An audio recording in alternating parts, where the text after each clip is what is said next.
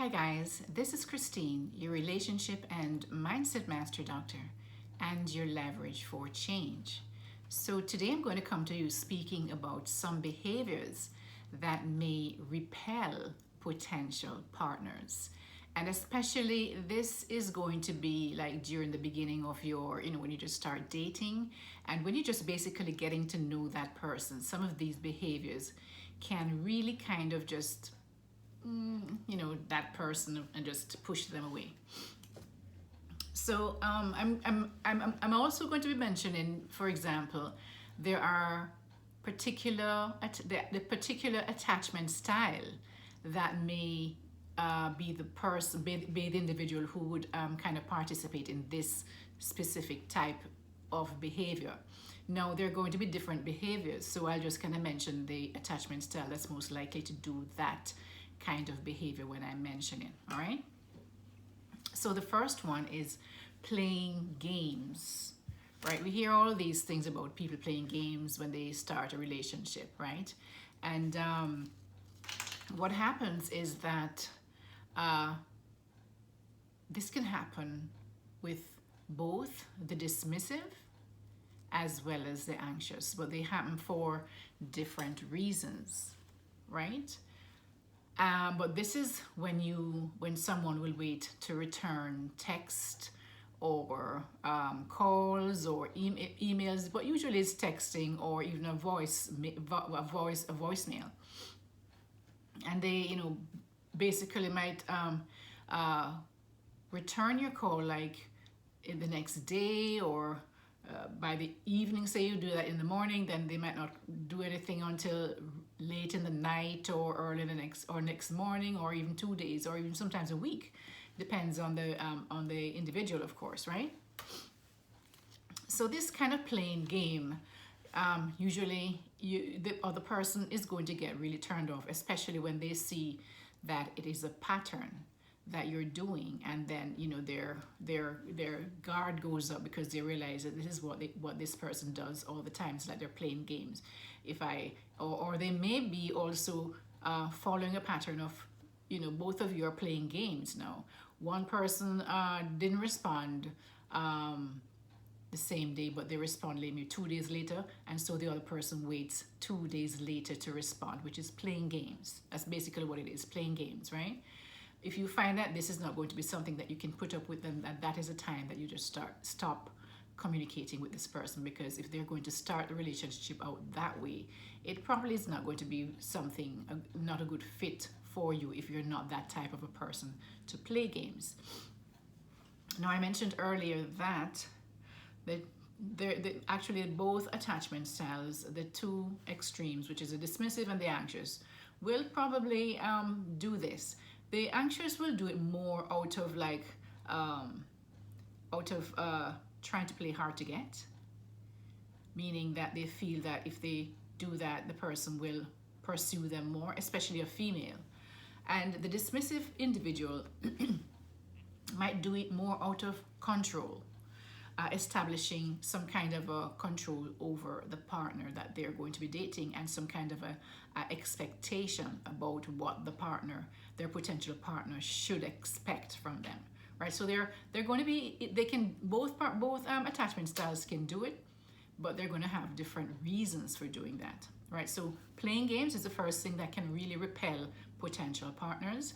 The next thing is being insecure, which is going to be more speaking to the anxious preoccupied, right? Because even though the dismissive and the fearful are both insecure, their way of kind of showing their insecurity is going to be different than the anxious preoccupied. The anxious preoccupied individual will come off as needy, wanting to be like, just demanding too much too soon. That's basically what it is. So it's basically as if they're, say by the second date, they may be demanding that they know where you are, what you do, who you're with, that kind of a thing, your plans, all of that sort of stuff, right?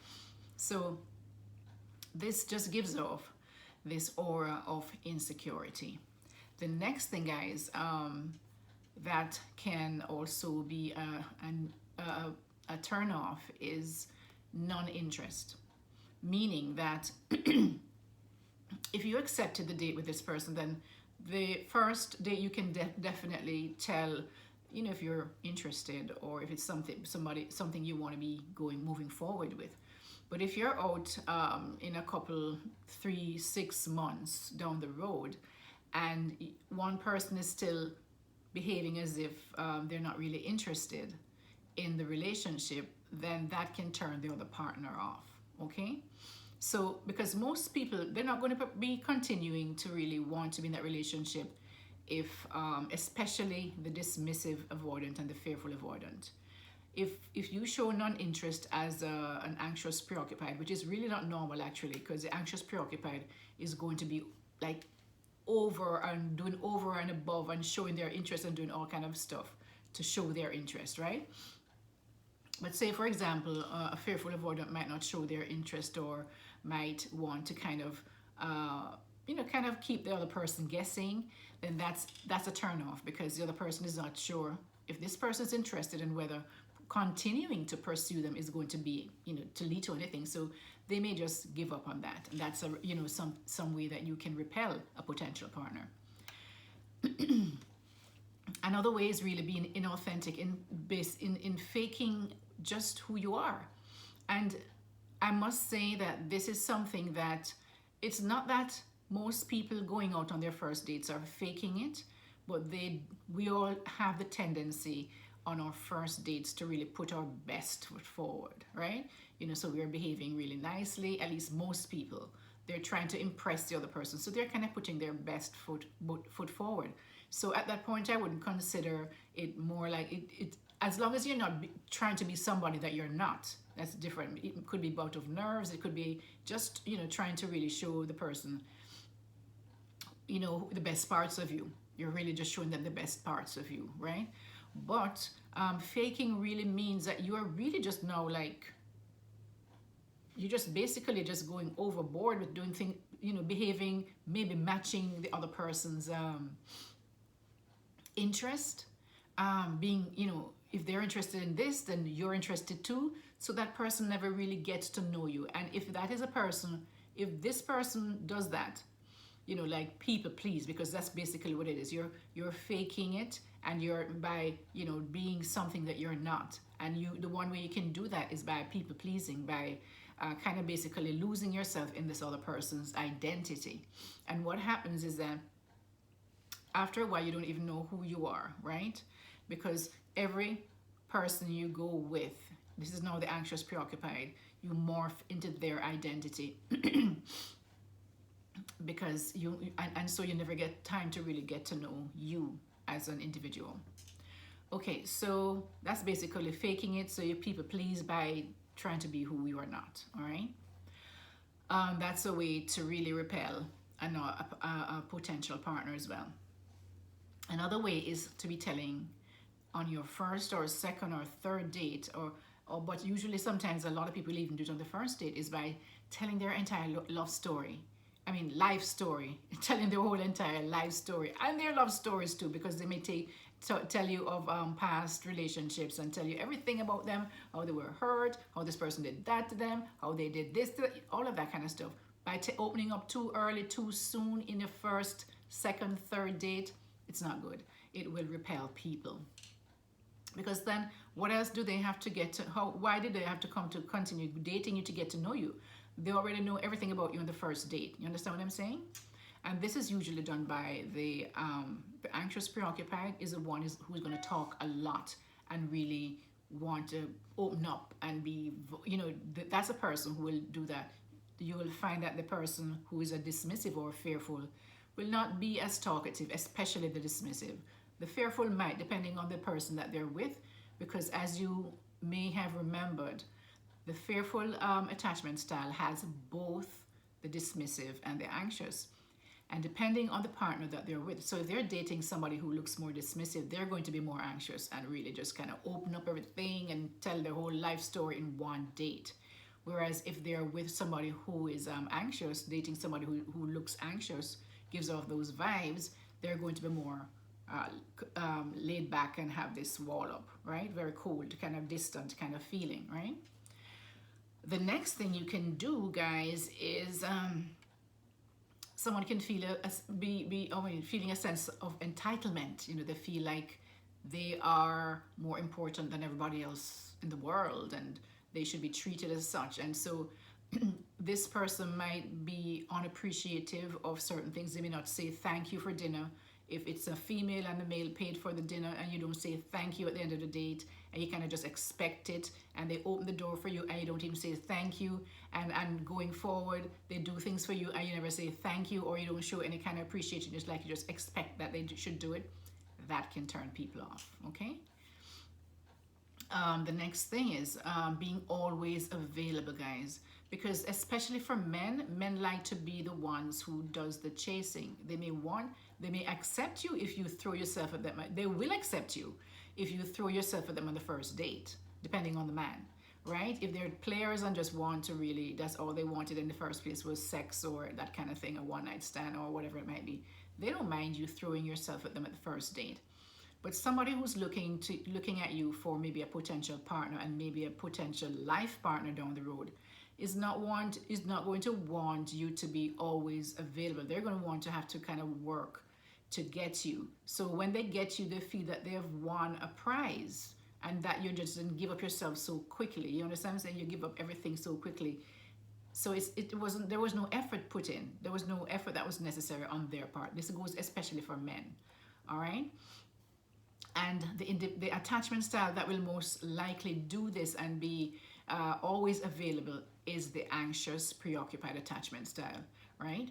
They will be the ones who will make themselves available and people please and be and abandon themselves to fill whatever gap this person to put themselves in this other person and just kind of immerse themselves into the other person's lives, especially as the relationship gets more. But even then, at the beginning, they will show this feeling. They will give this their partner this feeling that they're always available, because if they call in the last minute, they're always ready to go for a date.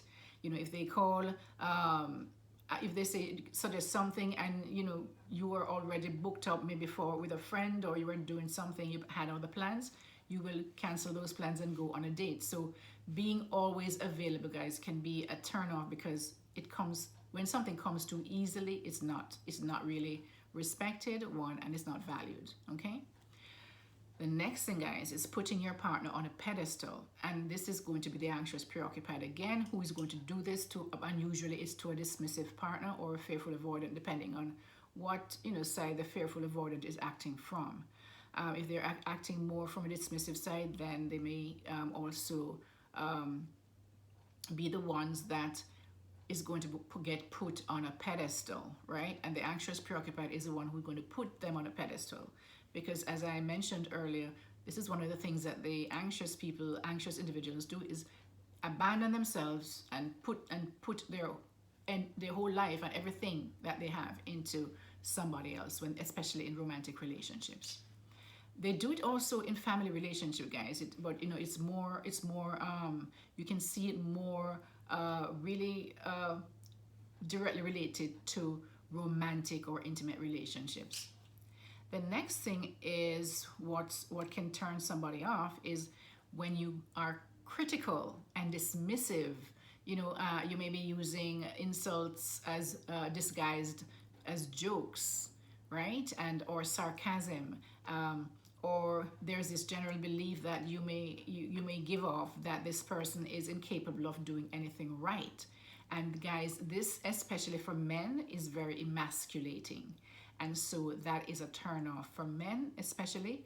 And this critical attitude and dismissive attitude can come a lot from somebody, especially who is a dismissive avoidant, right?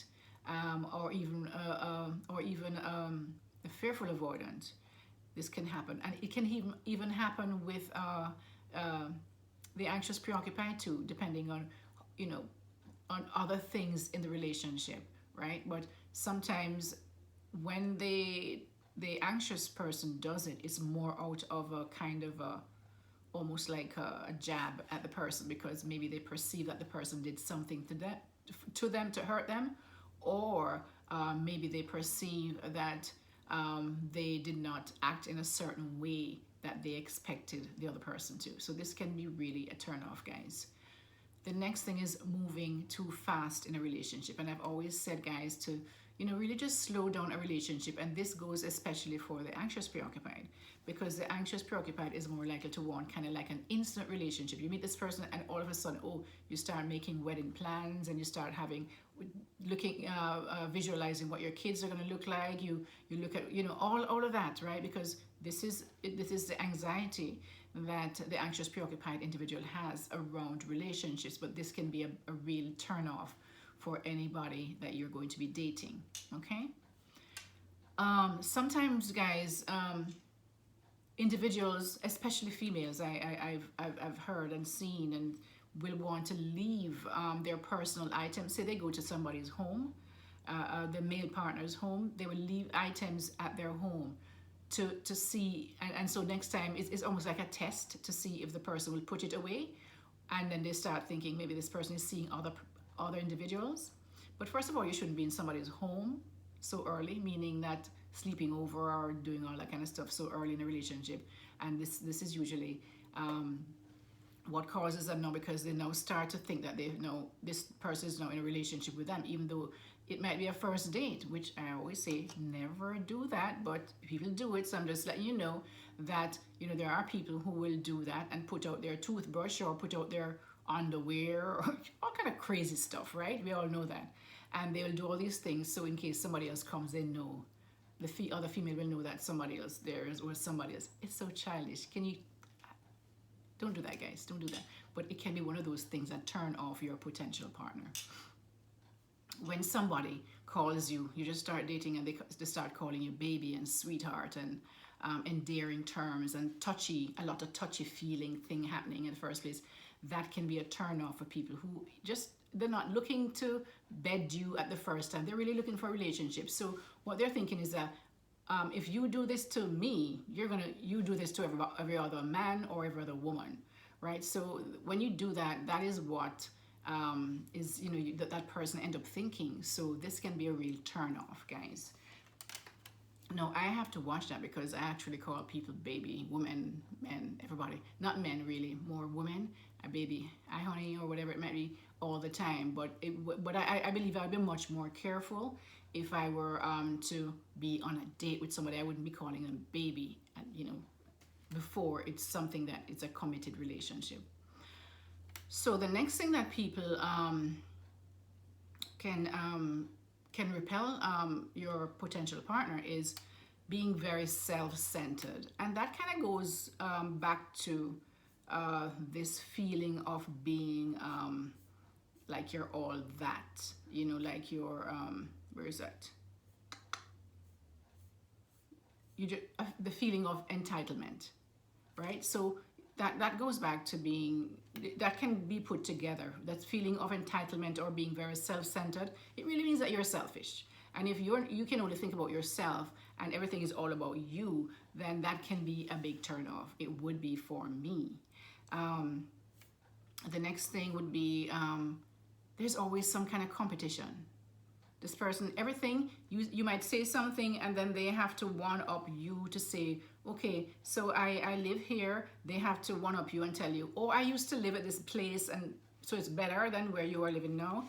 Or I do this, or I have this degree. They have to, oh, but I have this. So it always comes back to them, and so it's always about them and being self-centered, right? And trying to always competing. It's like a competition. You're sharing your life and what you are so that they can get to know you, but they're always kind of like trying to one up you, right? The other thing that can repel potential partners is being self-centered. No, self-centered, lack of self-control, right? And this is usually going to be with the anxious person, because even though, the other style, dismissive avoidance, they're very good at maintaining control. So good that they will just totally block you out or leave or walk away, right? But whereas the anxious preoccupied will be the person who will just something comes to their mind and their thought and just reaction, right? And so that kind of thing, if somebody if somebody is constantly doing that and not able to control themselves, then that can be a big turn off, because you're looking for this person to be a potential partner. You don't want to be dealing with all that, so that can be a big repellent. All right, the next thing is inconsistency. You say one thing and you do another thing, so your actions and your behavior is not aligned.